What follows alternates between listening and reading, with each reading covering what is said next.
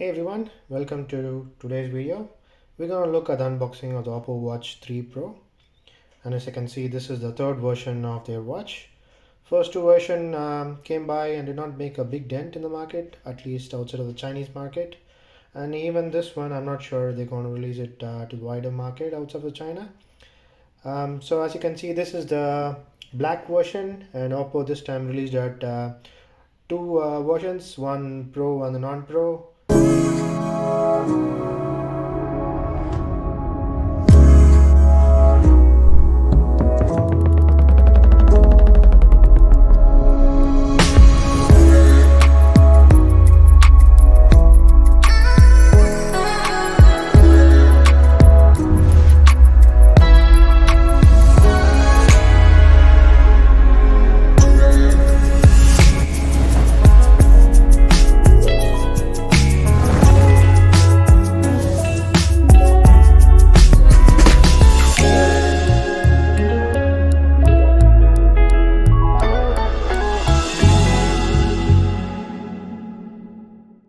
And today we're going to look at the unboxing of the Oppo Watch 3 Pro. And from the packing we can see it's a familiar packing similar to what Apple packs their watches. So let's jump on right away looking at what we got inside the box. Let's unbox it.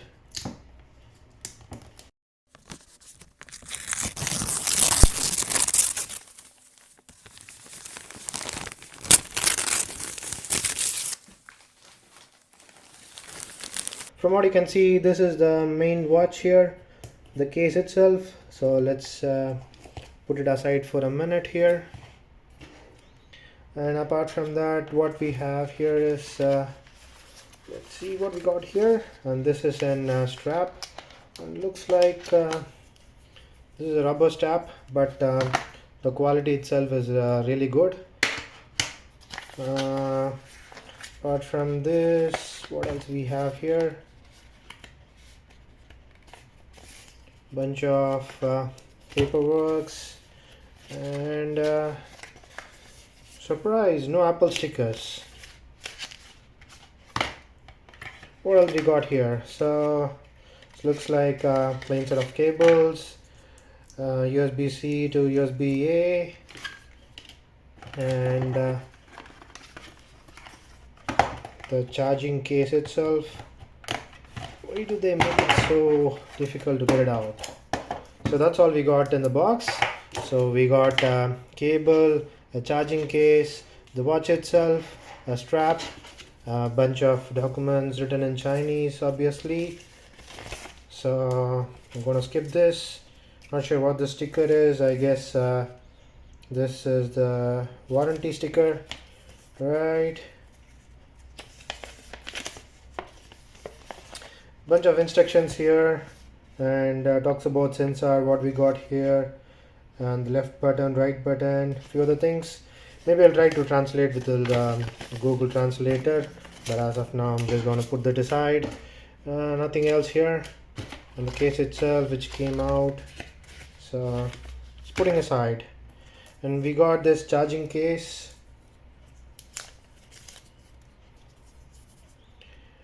Not really heavy, but the build quality is really good. We got an USB-C connector, so I guess the USB-C goes here, and we're gonna insert this to a charging brick. And obviously they did not bundle the charging brick along with this watch, similar like other manufacturers, so cannot complain.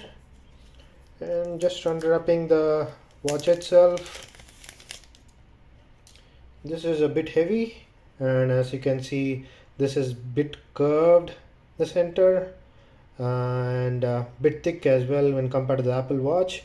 So this is the Apple Watch, what you can see.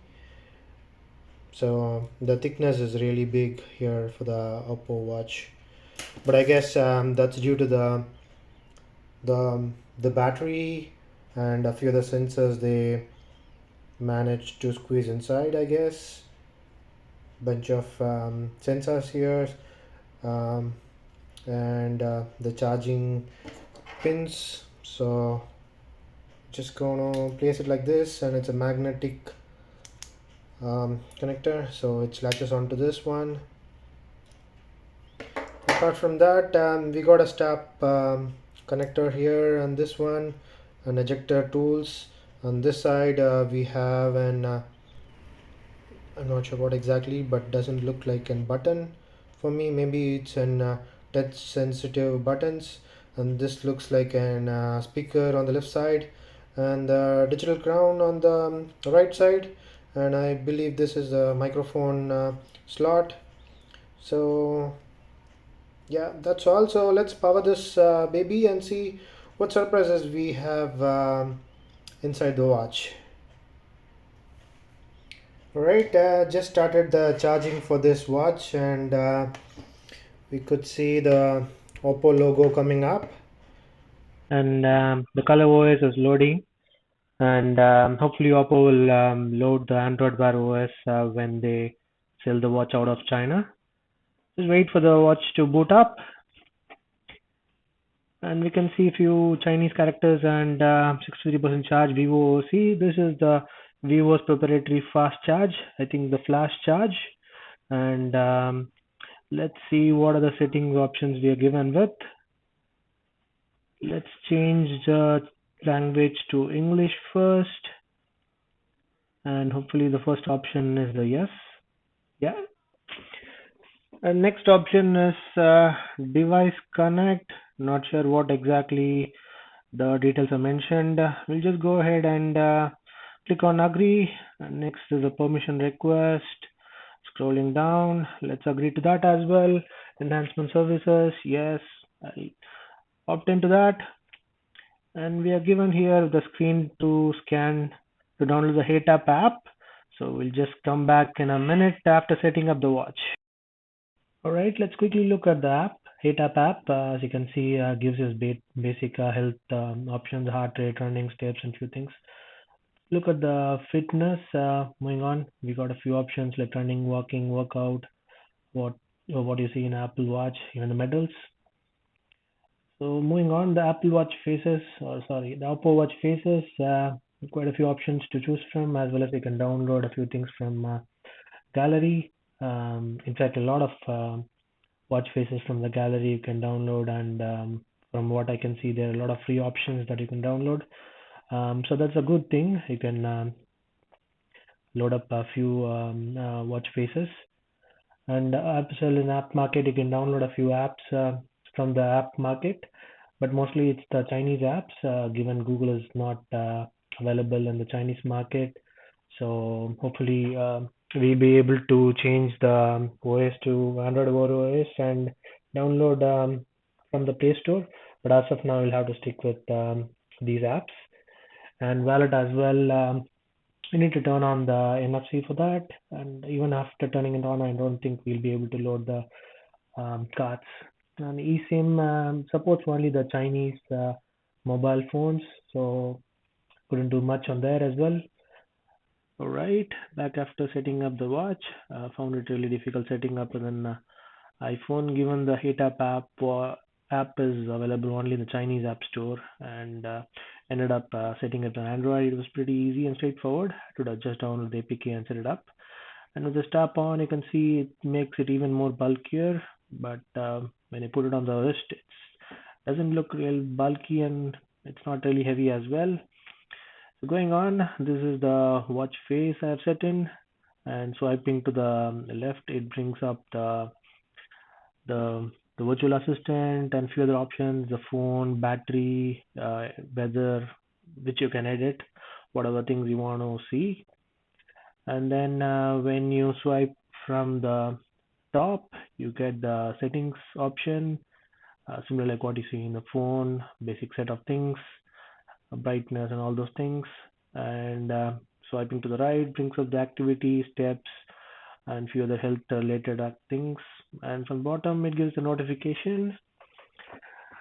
And we'll see the upper watch faces, and long press on the watch face. It brings up the option to change the other faces. There are quite a few options available. You can either change it from here or from the Oppo app, the Hey Tap app. So just defaulting it to the one Oppo advertises. It's default watch face. So pressing digital crown takes us to the app center. So it can zoom out or zoom in. And there are a bunch of apps here like the timer and all those things, the standard set of things, and ECG, heart rate monitoring, and App Center as well, where you can download few of the apps, the battery app, and few other things. And obviously, there is an App Center where you can download few other applications for you. But since this watch is released only in China as of now, most of the apps are Chinese apps, and I don't think you can download many things that you can use as of now.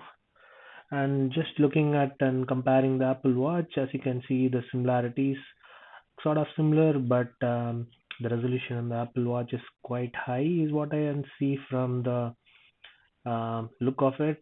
But Oppo has taken a lot of things from the Apple Watch, from the way the apps are displayed to the notifications, settings, and few other things. So there are a lot of Apple Watch hints here and there in the Apple Watch. But app-wise, yeah, there are quite a few apps and mostly Chinese apps. Let's look at the watch outside, and it's bright, and as you can see, it's quite reflective. But you're able to see what the watch display is. So this is running at 80% brightness. I haven't still put it at the maximum brightness, but this is quite visible. Alright, so to conclude the video, Oppo Watch is very much worth the dollars you're paying for, given its big display and battery and a lot of watch faces options. So you can go for it, but there are a few downsides, like even though if you select your language as English, there are a few prompts that come up in Chinese, and if you're one among them like me who doesn't know to read or speak Chinese, it's going to be difficult to navigate stuff. And a few of the stuffs like the eSIM functionality, even though the watch has the eSIM functionality, as of now it's just limited to three mobile operators in mainland China. So you'll have to live without the eSIM functionality working if you're getting it outside of China. And also the e-wallet, I tried to add a couple of credit card, debit cards from a couple of banks, but none worked out. So even that option is limited. And apps as well. You'll not be able to download the Google suite, so you'll have to depend on the Oppo App Store, where most of the apps are oriented for Chinese market. So you'll have to live with it. So if you're okay with that, you can buy the Oppo Watch as of now, or else wait until it's released to the rest of the world, and hopefully they load up the Android Wear OS, and you should be able to download the Google apps and general apps that you need it for the everyday things. Apart from that, um, if you want to try something different from what's available in the market or others are wearing, no harm in trying this Oppo watch. It's really brilliant. The build quality is really good, and it's worth the money you pay for it. Alright, if you like the video, please subscribe and give a thumbs up. And until we meet in the next video, see you.